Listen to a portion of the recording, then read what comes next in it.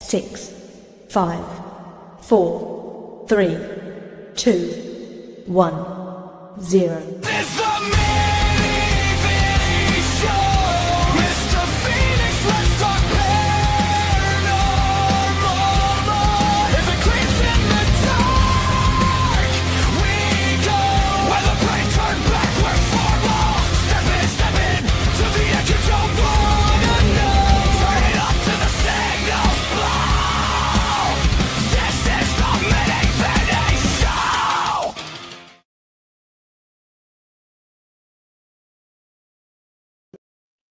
Hello, everybody. My name is Vinny MG. I got my boy right next to me, Mr. Phoenix. And we have a very awesome, special, incredible guest. Let's bring him on. Jeremy Cotter. Hey, guys. How's it going? Thank you very much for the opportunity to come on here and talk to you guys tonight. It's a beautiful Friday evening up here in Massachusetts, and Beautiful. It's beautiful 60-degree weather can possibly be, I guess. Tell people what is it exactly you do. Oh, okay. So, to put it that way, I started off as a professional wrestler. I did that for about 20 years, from the early 90s through the beginning of the 2010, 2011s. Did a lot of background work, helping with character development and storylines and backward stuff. And then shortly after that, my wife and I got into the paranormal field, and we've been in paranormal investigators now for about 14 years. Been to various locations along the New England area, as well as the Eastern State Penitentiary, Rolling Hills in New York, and a couple of the Hinsdale House out in New York as well, which is an amazing place. And then recently, within the last few months, I started the Twisted Tales podcast as part of the All Access Family Network, Wednesday nights at 9:30 p.m. So it's been quite the road so far. Right on. So, what was your wrestling name? I was the outpatient. I played a deranged psychopath from the Department of Corrections, aka Bellevue, or aka the asylum, whatever designation was given to me that particular night from whatever promoter I was working for at the time. But yeah, I played a deranged lunatic. I had long hair that came down. I used to darken in my eyes, and it was fun, man. I was actually trained by the legendary Walter Killer Kowalski out of Boston, Massachusetts, old school wrestler from the 60s and 70s, and couldn't have had a better trainer as a guy who did it all in the business, and he was an amazing guy. For sure. I was in the same training class as Triple H, the CEO now of WWE, but he was just starting out as Terror Rising when I first started. He was getting his first matches in at that point. Perry Saturn and John Cornus, the Eliminators, were also part of my class as well.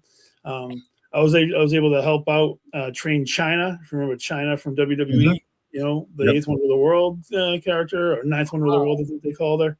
And I've had I had a wonderful time getting a chance to go out and perform in front of crowds, and I think that it helps with the podcasting because I'm comfortable in front of a camera. I'm comfortable with a microphone. I'm comfortable talking to people. So, being an extrovert definitely helps that. Exactly. Yeah. Yep.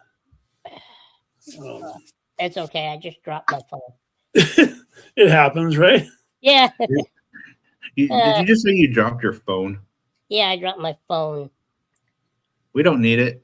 No, I don't need it right now. Anyways, so investigations. I heard you've been doing a couple paranormal investigations. What was that like for you as a first timer?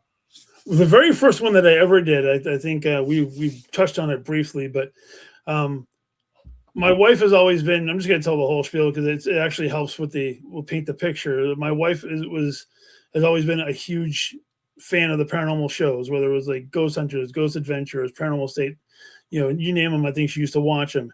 And I was a static I was a cynic slash skeptic at the time, you know, poke fun at it. Oh my God, what was that? Did a fly fart in the corner or something like that when they were making noises?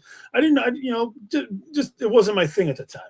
Who And was one pulling day, the cord? exactly, you know, poking fun at her, so she'd probably, you know, just get a little bit of you get a rise out of her or whatever, you know.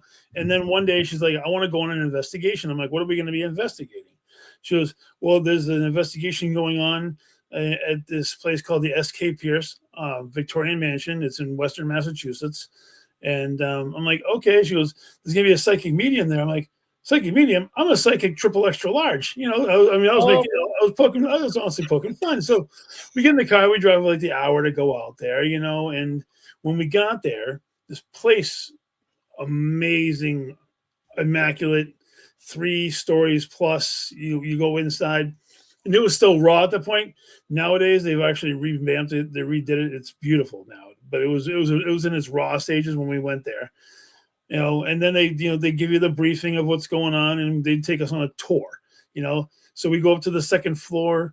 The people go off in one direction. I can't stick in a group because it's just not my nature. I always have to go off and do my own thing. So I ventured off into a different room they called the nursery. In the room, there was like a crib on the floor, windows, vanity and stuff like that, and a mirror. And all of a sudden, I saw this black mass come out from the side where the mirror was, and it literally blocked out the light coming in from the street light from the outdoors through the window, and then poof, just disappeared. Probably the whole thing maybe took place about 15, 20 seconds total. If I had to guess. Wow. So me being in professional wrestling and working in staging, I'm like, okay, I gotta try to find a smoke, maybe a projection or something that you could explain why this actually took place, you know. And I found nothing, because there's nothing but the mirror and the wall and the wallpaper. That was it. So I'm like, oh, I think I just had an experience. So got shook up a little bit, went and found my wife, and I go, I just had a weird experience. I told her about it. She's like, really? We haven't even started the investigation tonight, and you already encountered something the very first time. I'm like, yeah, I guess it actually happened. You know, I mean, aside from like hearing things on the that ghost boxing that flips through the channel, that and the, you know, I got to experience that for the first time, or like REM pods, or dowsing rods, and all. I got to see the paranormal team use the equipment, and it was cool, you know, and got to see results. But that first thing, and then after that, we moved on, and our second investigation was at this place called the Murdoch Whitney. Okay. It's actually the Winchton, Massachusetts Historical Society, but the actual the giant building itself, the mansion looking thing, is Murdoch Whitney. And they actually have a building across the street from it called the Isaac Morse, where they have all like the old school wooden toys that were made in this particular town. I guess they're famous for their wooden toys and rocking horses. Now it's like a toy museum, and it's actually a history museum of that area now. Ooh. But before that, it was being used as storage, and the main building was the Murdoch Whitney that had everything in it.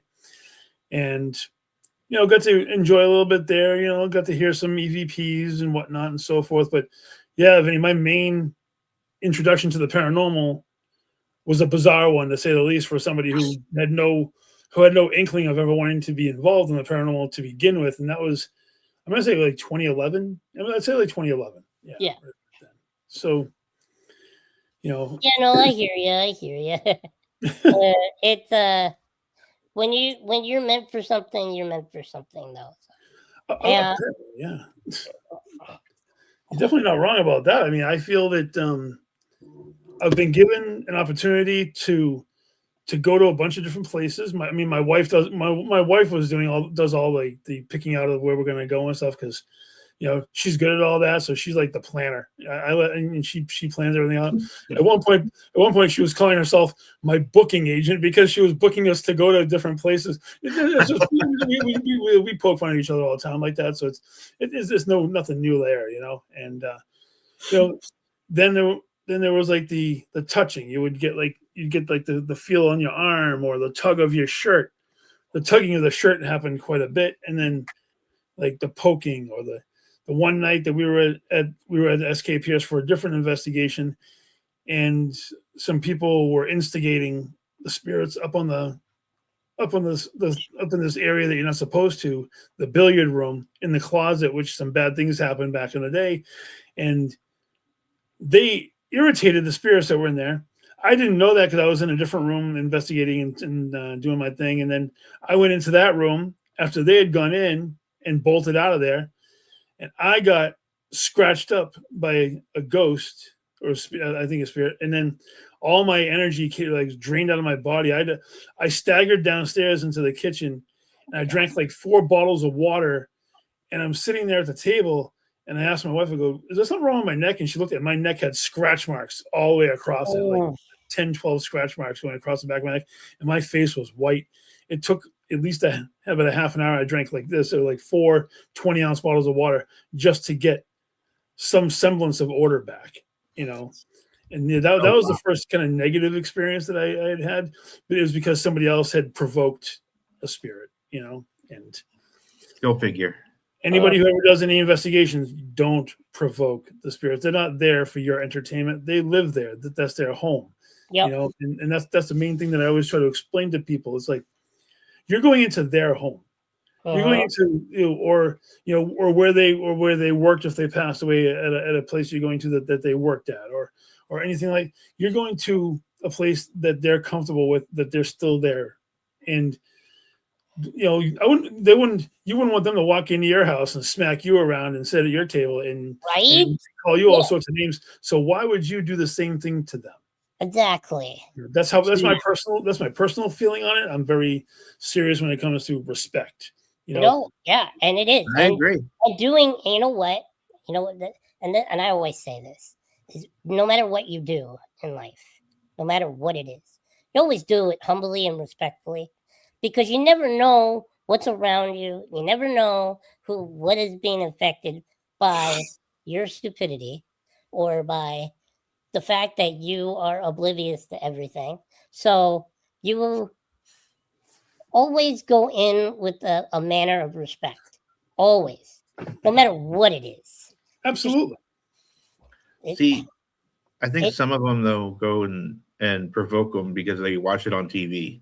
Yeah, well, that's why they provoke them, because you got these dumbasses on TV like Zach Baggins from Ghost Adventures that antagonize ghosts just to get a rise out of ratings, or fucking these YouTubers that go out and do investigations and taunt.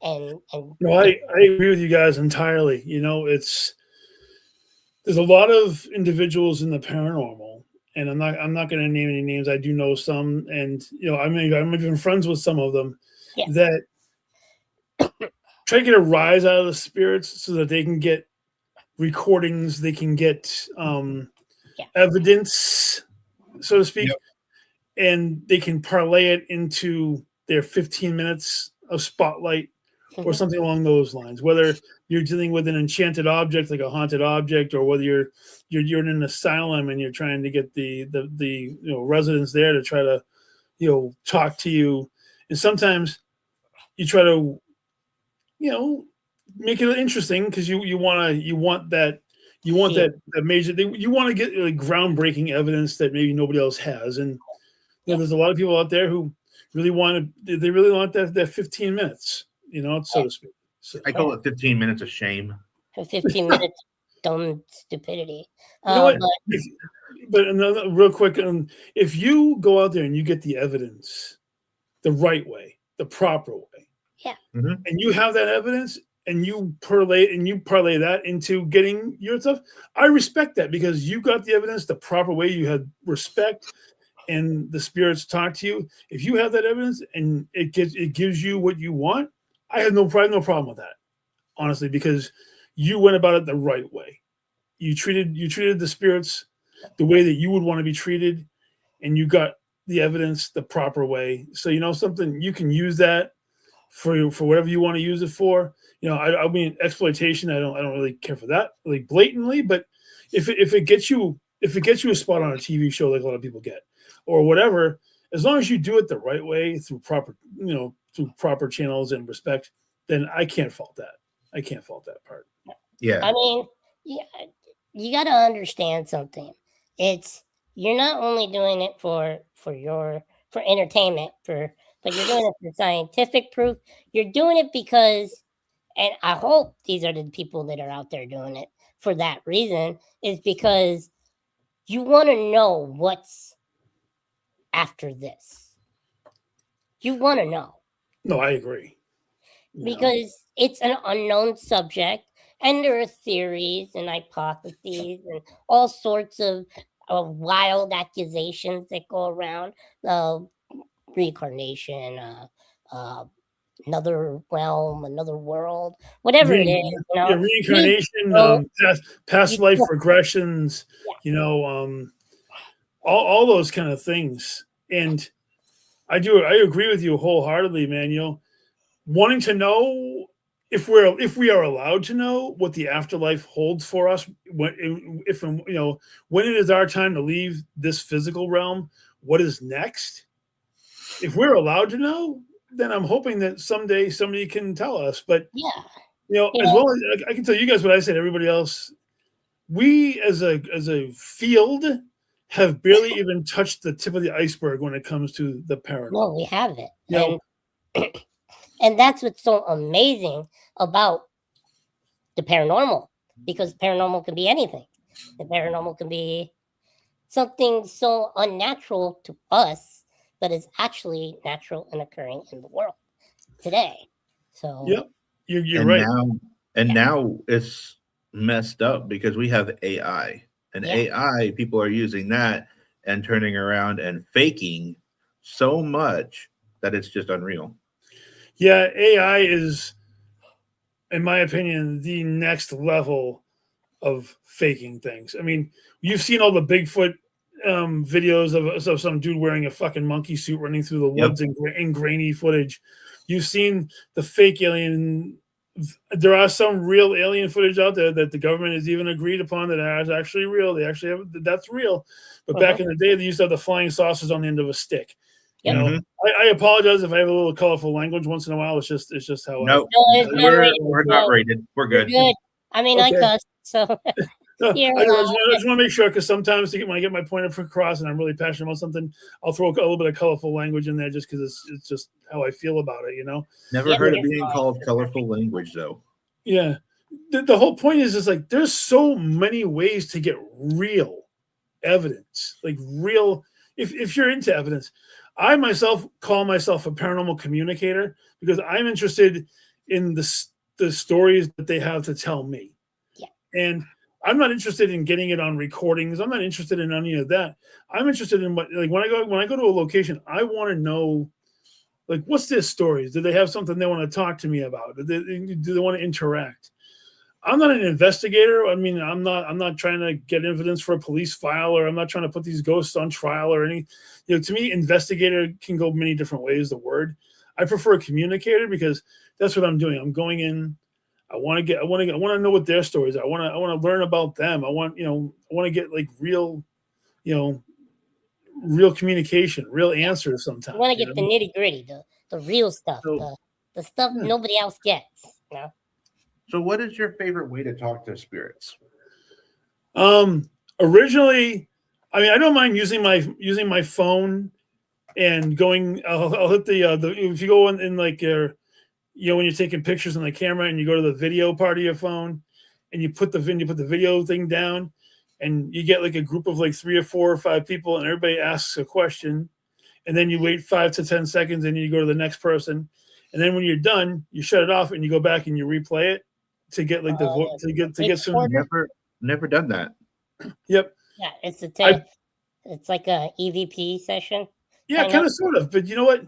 You don't need the fancy recorder. You have it right here. This fucking thing is better than any computer that I've ever owned. I mean, the one I'm on is something my friend let me use, but this was better than anything I ever had when I was growing up as a kid. I never had any kind of computers when I was growing up in the 70s and the 80s and whatnot. So I mean, this thing is amazing. The cell phones, and I use that when I do I call them round table sessions, when you get a bunch of people together, I ask a question, and then Vinny would ask a question, and then you would ask a question, and then two other people would, and you wait that 5 to 10 seconds in between, give the spirit a chance to answer before you ask the next question.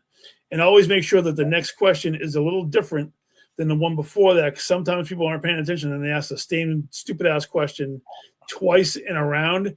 And sometimes the spirit will answer one of them and ignore the second one because they already answered it. And they only have so much energy for a communication session, to be honest with you. I've noticed that if they come forward, they have enough energy to come forward to talk to you. They only have a certain amount of energy that they can expend before they need to take a break, before they kind of like when we talk. You need a chance to breathe. You need a chance to, and if they pull back, they might not be able to come back forward until, who knows, the next group of people come through or whatever. I also like to use the dowsing rods. I'm a big fan of the old school pendulums, crystals. If I'm with other people, I like, there you go. I like to have, if other people are using equipment like those word bank things. I forget, ovuluses and things of that nature that they can spit the words out. But I like to just talk to them like I'm talking to you, because I've been given the ability to hear them talk to me. And sometimes when people have equipment with them, when I'm talking, the equipment will back up what I'm saying. It'll actually come through as what I'm saying. So it's not exact. I mean, it's not an exact science. I don't think any of it is. That's why they keep inventing. The one piece of equipment that I really find amazing, I don't know if you've seen it, a portal box. Probably because it did the one thing that I was praying somebody would do. It got rid of all that stuff, and it's just clear cut answers coming through the box. Yeah, I like the Oculus 3. I got to use it when we went to the cemetery for the first time, and man, that was pretty cool. That was very impressive. My friend Nicole, she does a lot of different investigations and stuff around Florida here, Newport Richie. Yeah. And she said that it never went off as much as it did when we were there. I'll tell you, Florida has one of my bucket list locations. My wife has been to it, but I have not. St. Augustine's Lighthouse. Yes. I haven't got to go yet, but yes. My wife went there last year with her family, and they did the walk up the 200 stairs or whatever the hell it was to the top. I've always wanted to see that. That's one of the places that really captures my imagination. That's definitely one of my bucket list locations. I would love. I saw the episode of Ghost Hunters where you can see the shadow figures looking over the stairs at them, and that's the kind of stuff that I find truly amazing.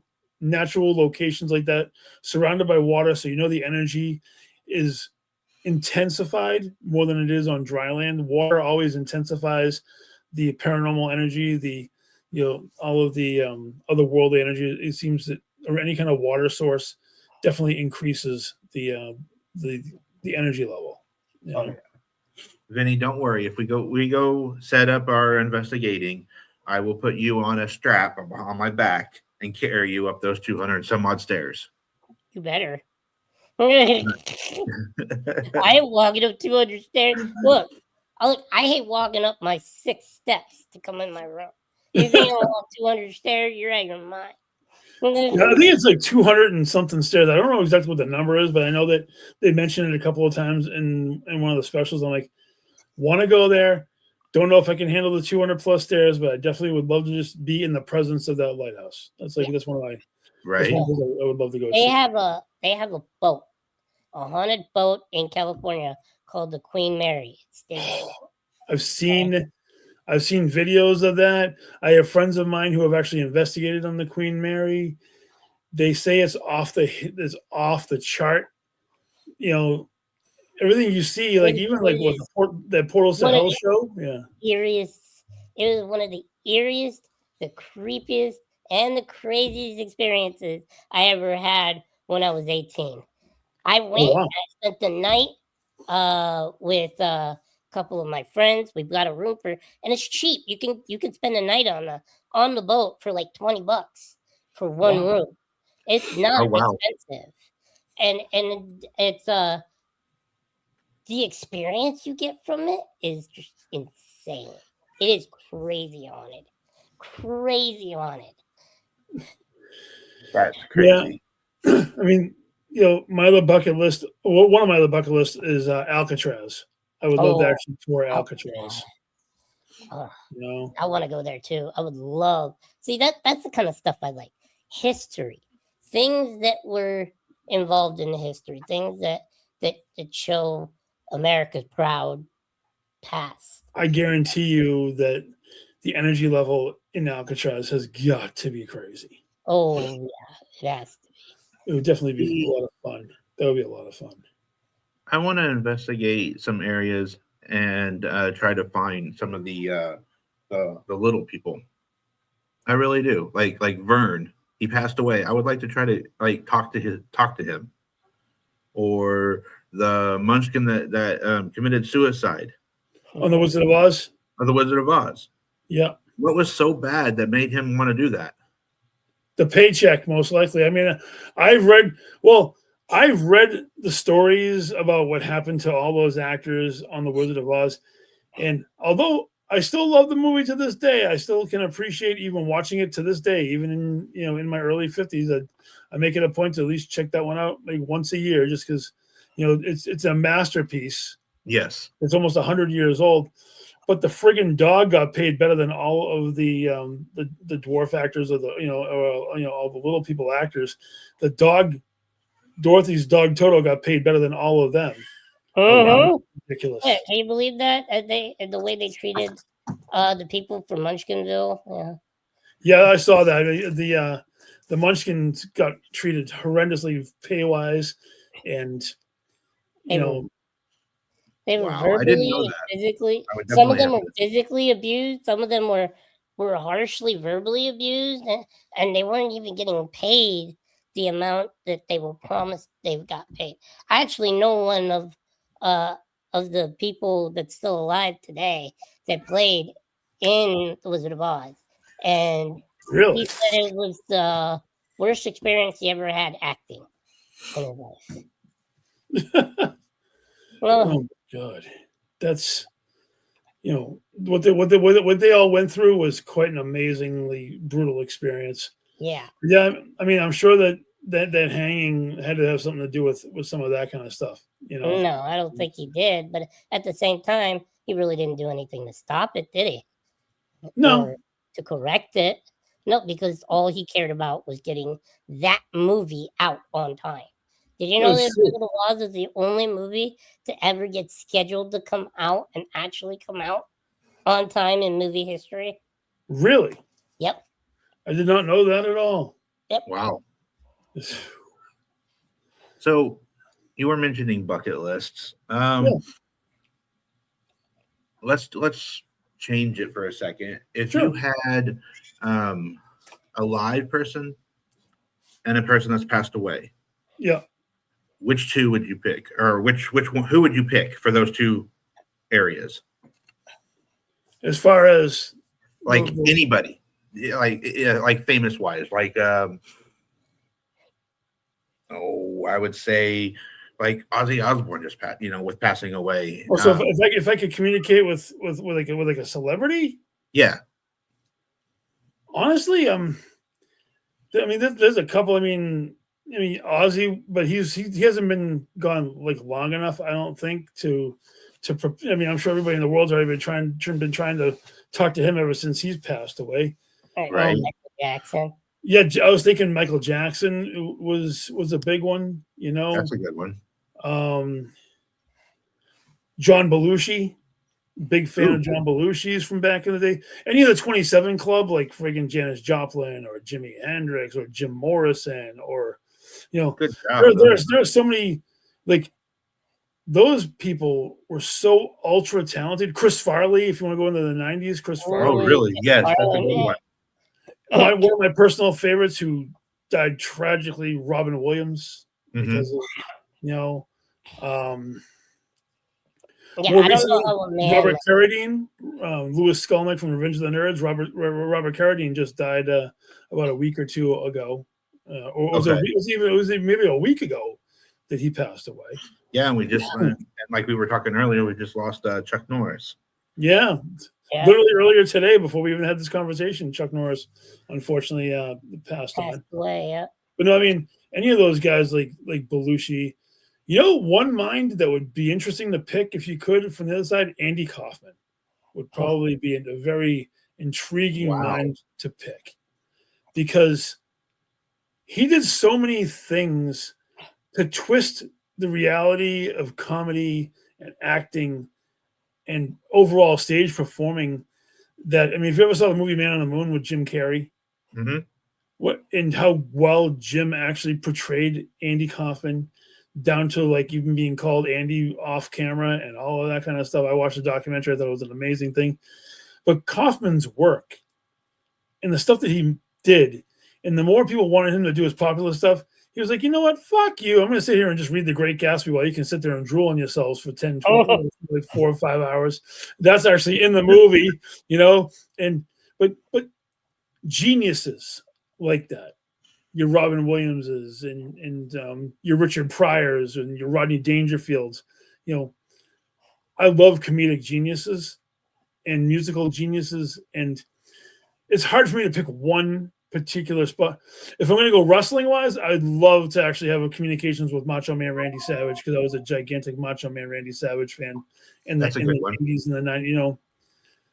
I would love one more recent one in like the early 2000s, Eddie Guerrero, when he passed away. He was an amazing talent as well, So it's like, even more recent, Bray Wyatt, the Fiend, Bray Wyatt. Oh, for sure, Bray. He was before his time, or he was so good at what he did that even his lasting impact even after he passed away in the wrestling industry is unbelievable. So yeah, Bray was amazing, and he did everything that he could, and it was the greatest because in a way I would have called him the modern Undertaker or the next kind of Undertaker because he had that scary factor. He did. He went from being a demented hillbilly to, honestly, I loved the parody of Pee-wee's Playhouse with the Firefly Funhouse thing that he did, which actually turned into the Fiend gimmick with the clown mask and the gloves, which was so cool. The Fiend character was so cool. The Fiend character helped get through those couple of really dark years of the pandemic that tail into 2019 into 2020, 2021. And unfortunately, when he passed in 2023, and it's just, if he hadn't have gotten sick, I couldn't even imagine the stuff that he would have out currently today. His influence today. I mean, I'm sure his brother Bo, aka Uncle Howdy on WWE programming with the YS6, wishes he had as much talent as his. But Bo was a great wrestler, but he wasn't as good on the microphone or creatively wise as Bray. Bray was amazing talent. We seem to lose the really good ones. Say what? We seem to really lose the good ones. Yeah, right. I have a picture with the guy that did the Devil's Triangle, Sid Haig. Sid Haig, yep. Oh, the Three from Hell and the House of 1,000 Corpses and the Devil's Rejects and all that stuff. Yep. Yeah, he played Captain Spaulding. Captain Spaulding, the clown character. Yeah. I never got a chance to meet him. I heard a lot of good things about him. He was man, guy. The nicest man you will ever, the creepiest fucking man you'll ever meet, but the nicest man you'll ever meet. He played that character well. Oh yeah, he did. I sat and talked with him for 2 hours straight on a work day when I was supposed to be acting. And instead, I sat on a bench with this man and I was talking to him and we were conversating and we were this was before COVID. This is like a year before he died. We were supposed to do a movie. He was going to do the Devil's Triangle too. He was going to do and he was going to get me into the movies and do stuff with them. Next thing I know, boom. Just guys. I think was he was in his late 70s, early 80s, I think it's 70s. Yeah. 70s. Yeah. My God, it's really sad to see all these greats, pass away. And It is, but but they've done such an amazing job with the characters that they've portrayed. That are they really dead? No. no, they're merely on a different plane. Getting ready for whatever the next chapter is. Oh yeah. I truly do feel that we are. It's kind of weird. It's something that I've learned by watching like the History Channel and watching like Discovery, because when I was going to the gym and you'd be on the cross train or something like that, and they'd have the screens up on you, you'd see like the History Channel on one and Discovery Channel on the other, and I try to flip flop back and forth when one was on commercial. The fact that I'm definitely in the firm belief that we are not the first version of the human beings that have been put on this planet. We are definitely not. And I mean, just think of it this way.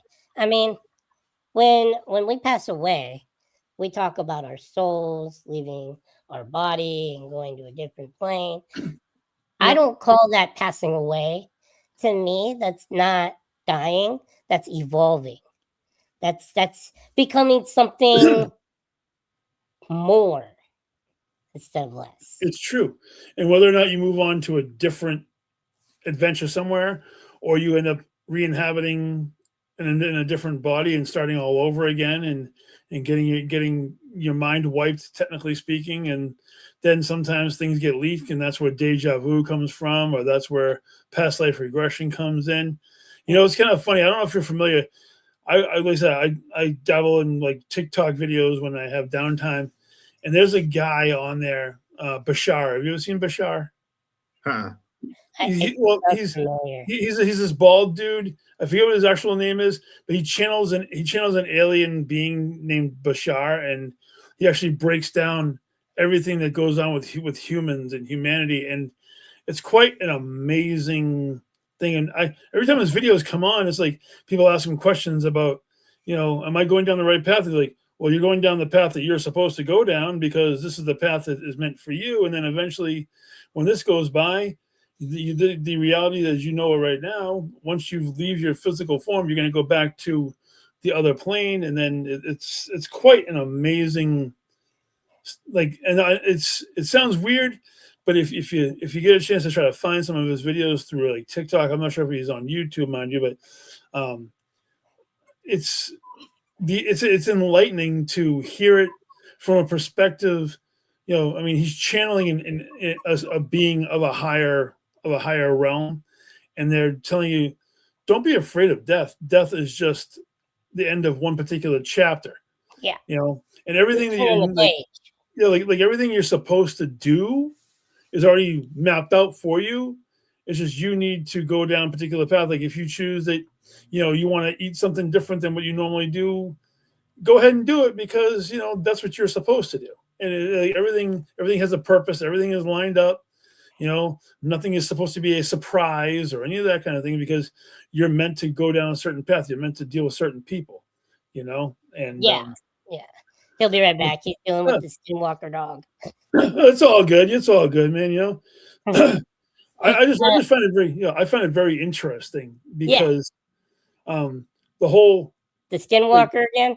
No, actually, it was Aries. He got a new toy, and it's this elephant, and he likes the stupid squeaker. Yeah. And that's all you were hearing was this. And I'm like, shut the up. It's all good, man. Toys are toys. They're gonna love that shit. Yep. He hasn't had a toy because he tore them all up in almost 2 weeks, and this one finally came in the mail. I opened it. I opened the door and handed it, literally just stuck it through the door, and he grabbed it and ran like a little kid got a Nerf gun or some shit. Dude, that's what they do, though. I mean, we have I'm a cat guy, and we got a little kitten around Christmas time, and every time there's a toy or something she wants, she takes it and runs like hell with it. And we got to go try to find it. It's funny as hell to watch. So right here, I don't know if you can see it. We've got a comment, and a gentleman wanted to know if you could kind of like what your take is. Oh, hold on. I'm reading it right now. Give me a second. You're fine. I'm reading it too. Okay, I'm going to share this. I lost my mother to cancer back in 2007. Okay. She originally had ovarian cancer, and it got turned into, she went through 2 full bouts of radiation chemotherapy. She was at one point cured of one cancer. I think she had cervical cancer, and then 2 months later, she went back in for a follow-up, and it had shown back up in her lungs and liver. She went through it all again, and then she passed away 10 months later from cancer. So I feel for that. And she was about 58, so around the same age range. Now, the rest of that comment was like, how? Okay, yeah, okay. So visit me. Yes. She told me to get ready, and that she was coming. She was coming for him soon. So she must know something that he doesn't. Here's another part of it.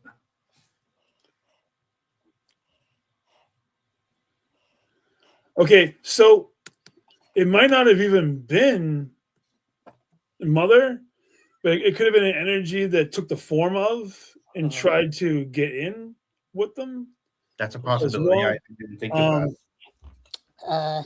Like I've actually had interactions with my mother. She goes on investigation. She protects me. Yeah. If I go a little too far off, because when I get into mood and I open up for communication, I can tend to get a little, my energy gets a little bit off the Richter scale, and I need a little bit. And she's like that. She's like that eternal grounding. That's like, okay, we got to protect you from yourself, because sometimes you'll try to deep dive in on things that maybe you shouldn't, or whatever the case may be. Right. But they might know something that he doesn't know, and maybe get checked, and get make sure you have a clean bill of health, because the spirits can sometimes see things that we can't see. That's they true. can give us warning signs of, if you don't take care of yourself, I will be there for you soon. Coming from somebody who has had issues in the past, whether it's mental health, whatever, physical wise. I've dealt with massive infections when I almost lost part of my leg last year due to a complication from cellulitis and stuff like that. Oh wow. Or anything like that. But sometimes you get that poke. Like, I know when my grandmother's with me, because I'll get that tug of that twist of the ear feeling, or the poke in the back, saying, hey, cut the shit, go get seen, make sure everything's cool. So I mean, if it's a warning sign that you're getting from the other side, maybe get checked, and it could help you out. That's but I mean, not bad. That's good advice right there. Yeah, I mean, I'm not a medical professional. I can't really tell anybody what to do one way or the other, man. But if maybe it would help, and who knows, maybe the spirit will come back, and maybe she'll come visit him again, and not be as direct as saying, hey, I'm coming for you. Right. It is kind of awkward that after he said he wasn't ready to go yet, that she hasn't come back. So there is a good chance that spirit might not have been the mother, but took the form of, to try to get him to to do something he probably shouldn't do, or collect. Yeah, exactly, because I got you. There's a lot of energy vampires out there. You also got to be careful with what comes through and stuff, because depending on what you got that message from, whether it's a dream, electronic device, there are things out there that do like to mess with people and sometimes manipulate you to do things that you're not ready to do, or that is It could be anything. Well, I agree with you. I agree with you wholeheartedly, Vinny. It's the paranormal universe is so vast, Yep. and every time you think you know something, a new twist gets put on the thing that you think you might have known. Yep. And like I said, the tip of the iceberg, especially now that, in my personal opinion, aliens, Bigfoot, your cryptids, and the ghosts are all under the same umbrella. They're all under the same paranormal umbrella, and almost like interact with each other. Because to me, Bigfoot has to be alien, because how can something that large hide in plain sight if it doesn't have some sort of extraterrestrial gifts that we don't have? Yeah. It's not just a link. It's not just a link between beast and man. Obviously, some people think that, but a lot of people I'm intrigued by it. The missing link between what we are and what aliens are. So who knows? The answers are out there, maybe, but I don't think we're ever going to get all the answers, because I don't think we're supposed to have all the answers. And maybe someday, but I think that the beings who are more advanced than we are, they're not going to give us it all. I don't even think our human brains could handle all of it if they gave it to us. Honestly. So spirits and cryptids, do you think they're on like their own little plane? Or are they separate? Because I was just wondering if you would see like Bigfoot like walking down the forest and getting bombarded by this spirit or poltergeist. You know what?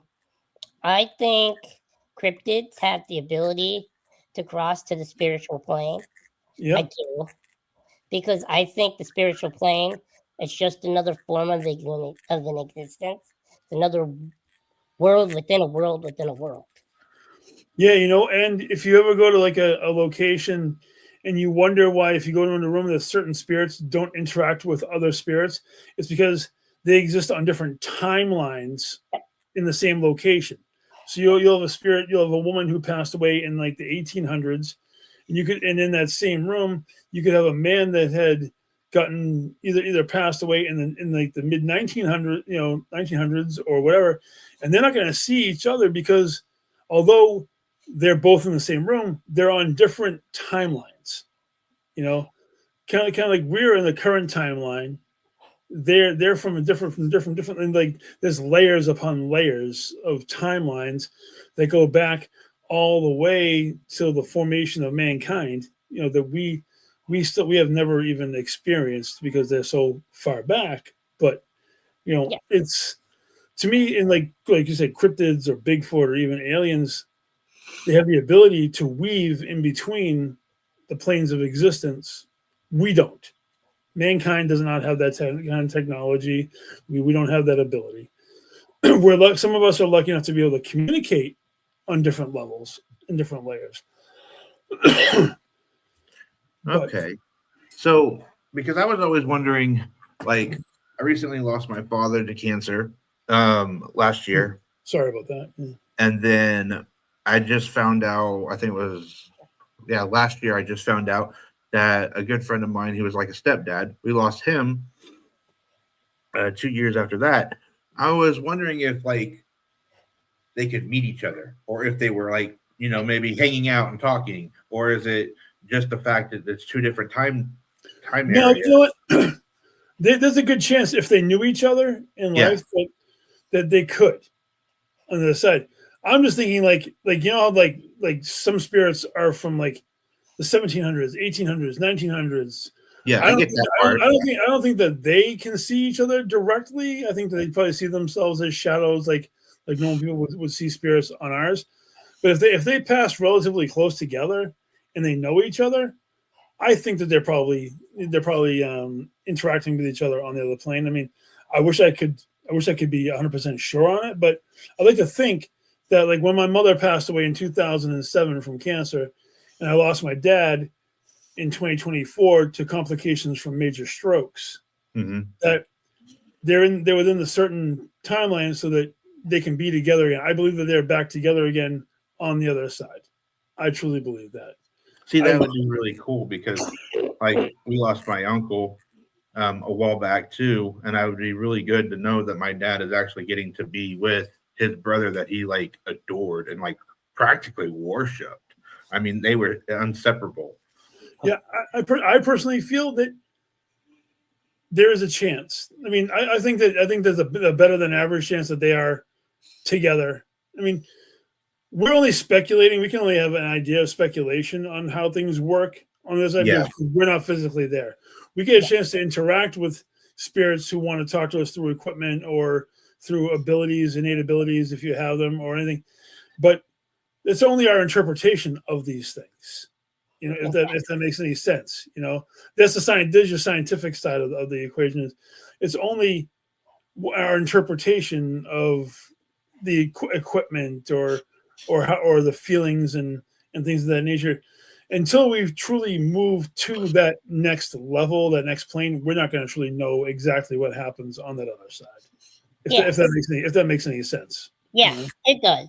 And again, you know, you can never be too sure whatever you're communicating with or whatever is trying to communicate with you is absolutely that person, or if it's something that just wants to mess with you. And yeah, I don't trust. I'm a firm believer that you are malevolent and crazy in life, that's what you're going to be in death. Yes, you know what? I have had many conversations with mediums and psychics and experienced people in the field. And if you're an asshole in life, you're going to be an asshole on the other side. I don't truly believe that everybody has that aha moment and everybody turns into this gloriously happy spirit. I don't truly believe that is the case. It'd be funny if it was, but I don't truly believe that is the case. I don't either. I truly don't believe that people can change because they know that they're gonna die. Yeah. And they want to do good. Good happens when you don't expect anything in return. Yeah. Like, you know, taking it from this episode, if you guys are gonna take anything out of it, it's be respectful no matter where you are to whatever is around you. 100%. 100%. Just be loving and caring and kind, because you know what? There's too much hate in the world. There really is. Absolutely. You know, I agree with you 1,000-fold. Just like showing respect to both of you guys, having a conversation, or you know anything else that any people you talk to, you know, do that when you're communicating with spirits on the other side, because you're going to their home. You're going, like I said before, you're going to their home. You're going to their place that they reside in currently. You know, some people, some of them are earthbound because they choose to be. Some of them are earthbound because they're not ready to leave yet, because it's something that they haven't finished yet before they need to leave. It all depends on how you want to look at it. But if you go to a location, be respectful, talk to them like they're regular people. That the things, I'll be honest with you, the questions that I hate are like, do you know you're dead? How'd you die? Because you know something, they might not even think that they're dead because they left their physical body. You know they're dead. They can't leave that area. I mean, because they live, because you know some people die suddenly, you know, whether in a car crash or whether, you know, a TV falls on their head or whatever the hell the situation is, a heart attack, you know, whatever the deal is, and they might not know that they are gone from the plane. Their physical body is no longer here, but their spirit and their energy is still here, and they might just think that, hey, what do you mean I'm dead? How did I die? What do you mean I'm dead? And I mean, I've actually seen that happen. I've seen that come up, you know, with, you know, people are like, what do you mean? And I didn't even think of that, honestly, because I've asked those basic questions before with my phone, when I used my phone and stuff like that, and I never really thought of it that way. Yeah, because you gotta understand it. If you're gonna talk to them like you would talk to yourself, and you don't want to hear the question, don't ask them the question, because they all the time they're not going to want to hear it anyway. No, you're right. I mean, generalized conversations. Do you like it here? What's your thing? If you're talking to a kid, what's your favorite animal? Or, you know, What's your favorite color? Or how old are you? Not, do you know you died? How'd you die? And you can ask them what year it is, and sometimes get a good response. But Uh-huh. you need to lead in with like what's your favorite food, or anything like that. What's your mom's name, or whatever. You just normal generalized conversation questions. I feel gets so much better of a response. Like small talk. Small talk. It is. All you're doing is you're going in there and you're trying to, but I mean, a lot of these places you go or these TV shows you watch, and they're asking the same investigative questions, like they're trying to put the spirit on trial for something that they think the spirit might have done, or something like that. And to me, that's borderline disrespect in my mind, personally. It's Okay. it's all about respect, I think. Hey, I agree with you on that one. I see that. Well, yeah. Okay, so I'm going to answer a question. This is to your wife, Erica. That happens only because maybe a spirit has an inkling that there's something wrong because he's tried to communicate and nobody's responded to him. And so that question would probably come up in a spirit, in a recorder, spirit box, or something that the spirit would ask. Then it's a different story, because then they say, well, am I dead? Why isn't anybody responding to me? What's going on? Then, they have no idea that they have died, but they had an inkling that they did die. What to play what he's talking about. My wife asked honestly, there's a guy that she watches on TikTok. He cleans out headstones and caskets and stuff. And he had somebody come across the recorder and ask if they were dead. Oh wow! Yeah, and that happens only when you have an intelligent recurring spirit, somebody that is countlessly tried to communicate with somebody who's around but hasn't gotten a response, and just decides to put two and two together. It happens. Yeah, you're right. There are definitely different levels of spirits. You have your residual ones who do the same things. It's almost on a recording loop. And Yeah. you can actually see Like a them broken record. walk. You can see them walking in and out of the same room. I've actually seen it at several locations, and seen them like walk over, sit down at a ledge at a window, and then look over and then disappear. And then literally like a couple minutes later, you see the same spirit walk back over, sit back down, look out the window, and they're like stuck on that recording loop over and over again. You have your intelligent spirits.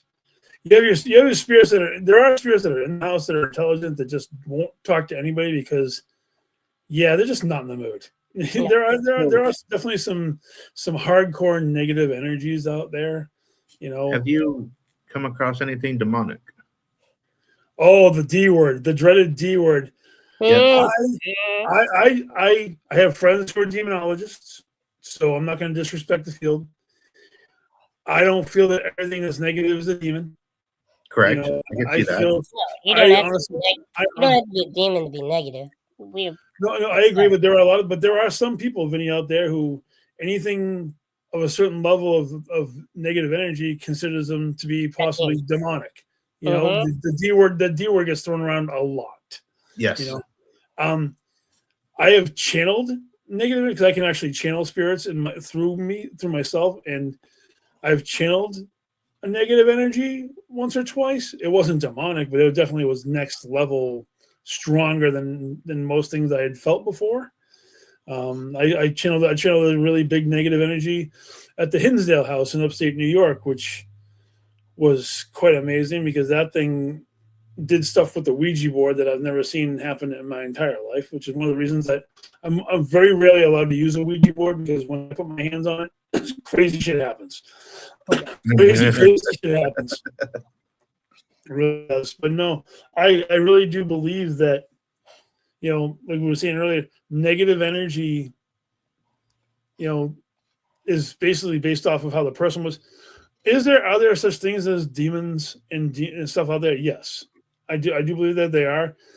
I just don't think that anybody has truly, I don't know anybody who's truly actually seen that level of demonic presence, because I don't think anybody can handle that directly. I mean, I know that there are specialists who do like exorcisms, and the specialists who handle, but if I ever saw a demon, I don't know if my mind can wrap my head around that much negative, that much pure hatred, that much just, that I think that might be just a little too heavy for my brain to want to comprehend, honestly.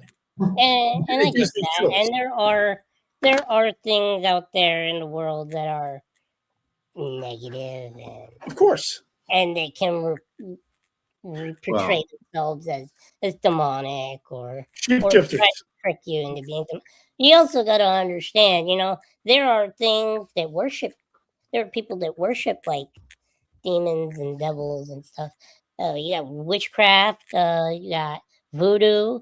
These are all devil worshiping practices that people do throughout their lives, and they die doing this. They're gonna do it. I mean, with witchcraft, you have good witches and bad witches. Wiccan, and which is more of the holistic side of things.